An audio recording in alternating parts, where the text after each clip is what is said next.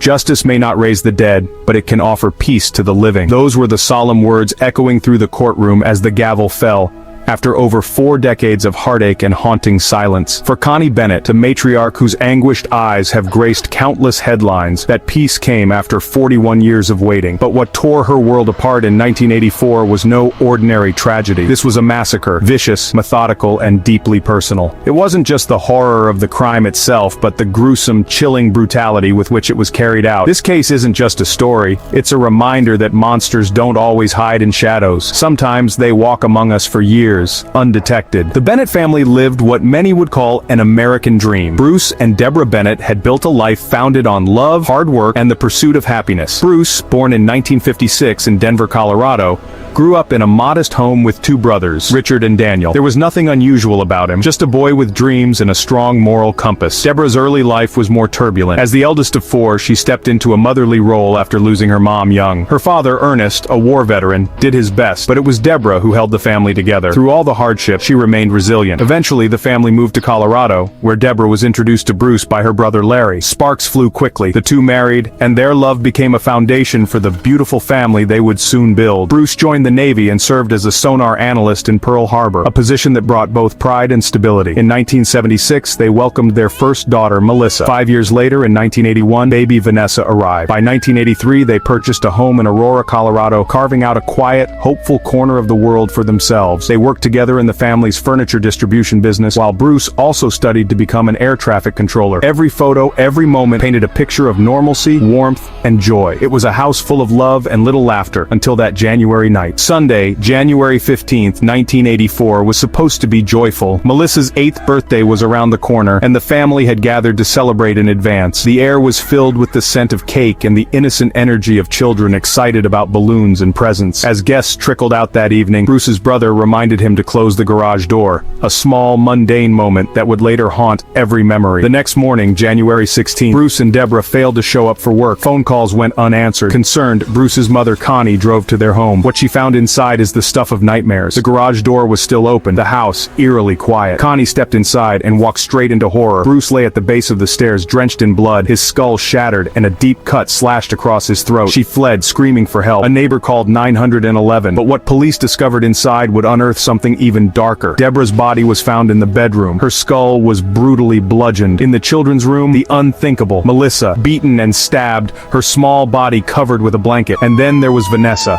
3 years old, barely breathing, bones broken, jaw shattered. Her body bore the unimaginable scars of SA, yet somehow, she was still alive. As Vanessa was rushed to the hospital clinging to life, investigators descended upon the Bennett residence. Blood, fingerprints, chaos. But amid the wreckage, the evidence told a story. Outside in the snow, Deborah's purse was found, searched and discarded. A butcher knife from the kitchen lay near the scene, possibly used in the assault. But the true weapon? Nowhere to be found. Based on the brutality of the wounds, detectives theorized that a hammer was used. The savagery didn't seem random. This felt personal. And then they spotted them. Bloody boot prints throughout the house. Not from Bruce, not from any family member. Someone else had been there. Police turned to those who had attended the party the day before. DNA was still a new science, but they collected samples, hoping for future breakthroughs. Investigators were meticulous. Clothing was preserved. Carpet and bedspreads were bagged. They were determined, but the killer remained a ghost. At the hospital, Vanessa was fighting a war her tiny body was never meant to face. Broken limbs, skull fractures, her innocence stolen in the most vile way imaginable. She needed 3 units of blood, countless hours of surgery. Doctors didn't know if she would survive the night. Reporters swarmed the neighborhood. America was shaken. How could something so barbaric happen in a quiet suburb? As days turned to weeks, little Vanessa defied all odds. She lived, but her life, just like her family's, was forever changed. Just weeks before the Bennett family's nightmare,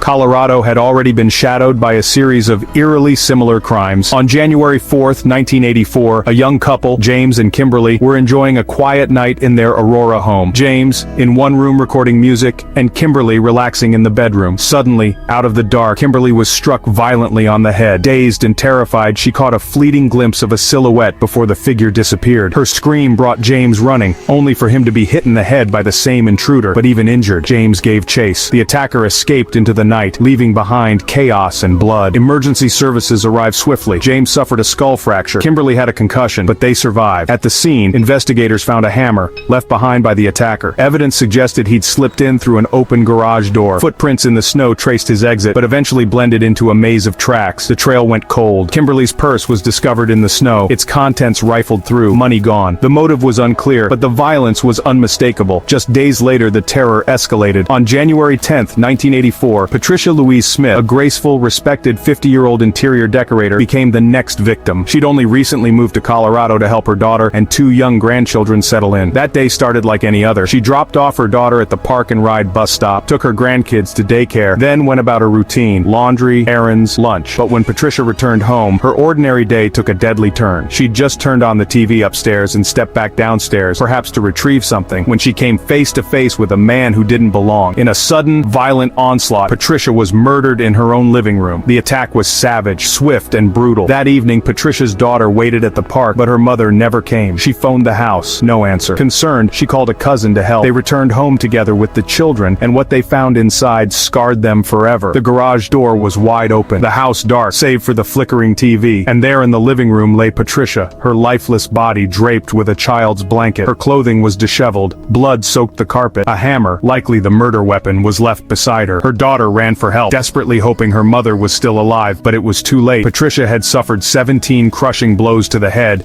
and had been sexually assaulted.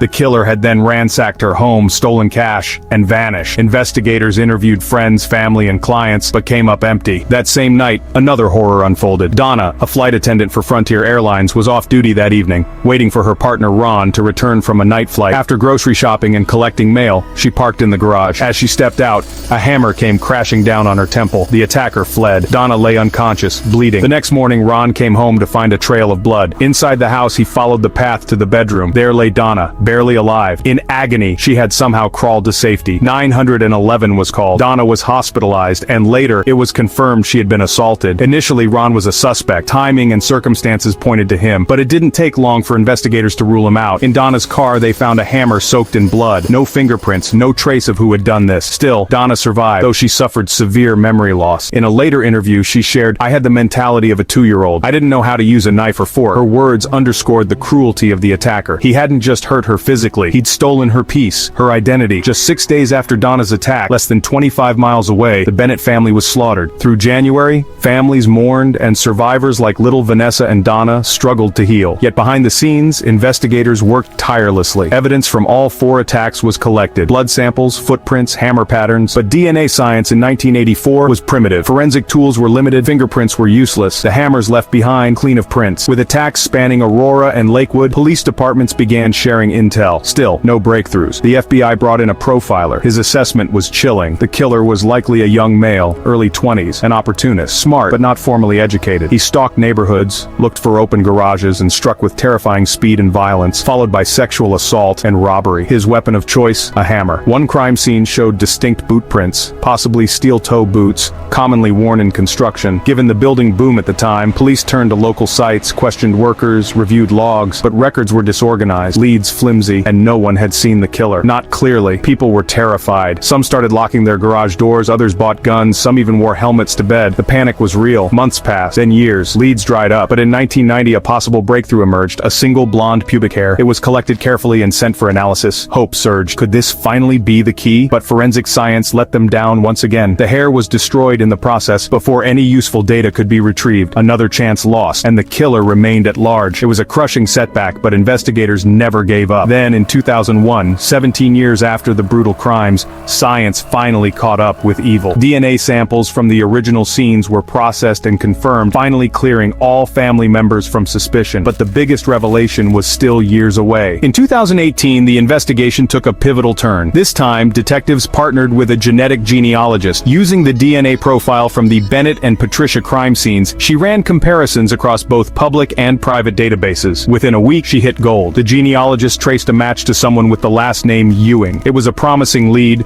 but not the end. Dozens of Ewings lived in Colorado. None immediately fit. The detectives combed through records, cross-referencing Aurora's database until they had a list of 40 potential individuals. With persistence and precision, they analyzed them one by one. Then, in July 2018, the puzzle finally came together. They found him, an inmate in Nevada named Alex Ewing. Born in 1960 in North Carolina, Alex Ewing had a murky past. He dropped out of school after 10th grade, claiming he was expelled for excessive drinking. drinking. His life spiraled quickly. Juvenile detention, theft, brief foster care, and then a steady path of crime that spanned California, Arizona, and Florida. By 1983, Ewing was in Denver with a valid driver's license, placing him right where the Colorado murders occurred in early 1984. Following the Bennett murders, Alex didn't vanish. He resurfaced just weeks later in Kingman, Arizona. On January 27, 1984, he broke into Roy Williams' home, attacking him with a piece of granite. Roy miraculously survived, though he needed over 100 stitches. Later that day, a police officer spotted a man hiding in bushes. When approached, Ewing bolted, leading officers on a high-speed chase. He was arrested on February 2nd and charged with attempted murder and robbery, but Alex wasn't done. In August 1984, during a routine inmate transfer in Utah, he escaped custody, wearing only red shorts and an orange jumpsuit. Hours later, chaos returned. Nancy and Chris Barry were asleep when Ewing broke into their home through the garage. He beat them with an axe handle, leaving them for dead. Miraculously, they survived. 4 days later, police caught up with Ewing near a phone booth. Dehydrated and weak, he was finally taken into custody. For good, he was sentenced to 110 years in prison. Fast forward to July 2018. A team of Colorado detectives visited the Northern Nevada Correctional Center to confront Ewing. Pretending to be non-law enforcement officials, they kept the topic vague. Ewing opened up about his past, his father in the Air Force, his near-fatal case of spinal meningitis, and his erratic behavior since childhood. He admitted to working construction in Aurora and Lakewood, the very locations where the crimes occurred. It was the confirmation they needed. On a second visit, detectives showed Ewing 6 black and white crime scene photos. He denied knowing the victims, but when shown a color image of Patricia Smith alive, he remained calm. Then they showed him Patricia's body. Ewing froze, his tone shifted, he panicked and demanded a lawyer. What he didn't know was that the detectives had a court order. Another cheek swab was taken. The DNA was a match. The monster had a name. Detectives notified the families. The monster who haunted their lives for 34 years had finally been unmasked. Extradition proceedings began. On October 6, 2018, Ewing was informed he would face trial in Colorado, but he resisted. His lawyer filed appeal after appeal over 16 months trying to prevent extradition. In February 2020, the Nevada Supreme Court ordered the transfer. The U.S. Supreme Court declined to intervene. Ewing was flown to Colorado. In July 2021, the trial for the Bennett family murders began. The prosecution presented strong DNA evidence, particularly linking Ewing to the scene where Melissa's body was found. The defense argued mishandled evidence, no fingerprint, but prosecutors countered. The killer wore gloves. The jury heard from police, specialists, and firefighters. But the most harrowing moment came from Connie Bennett. She recalled the day she found her son and grandchildren murdered. The jury saw photos of the aftermath. After 3.5 hours of deliberation, the jury was deadlocked. The judge sent them back. 6 hours later, a verdict was reached, guilty on all counts. Ewing was sentenced to 3 consecutive life terms, no parole. In October 2021, the trial for Patricia Smith's murder began, but it was paused for a mental competency evaluation. The evaluation showed Ewing was fit. In April 2022, the trial resumed, and with it came the final reckoning for one of Colorado's darkest chapters. This time, Alex couldn't keep his silence. He lashed out, angry about the extradition, accusing the justice system of being rigged against him, but his words fell flat. Despite the complaints, the outcome was the same. Another life sentence. A man already buried beneath 3 consecutive life terms had one more added to his record. The Jefferson County jury found Alex Ewing guilty of the 1984 sexual assault and murder of Patricia Smith. For the surviving families, the verdict brought a sliver of justice. But for Vanessa, the lone survivor of the Bennett massacre, it reopened old wounds. She took the stand and shared what the world had never truly known. The pain didn't end that night in 1984. It followed her for decades, through addiction, through depression, through the silent war of trying to feel normal in a world that had stolen everything from her. But she didn't stay broken. Vanessa chose to rise.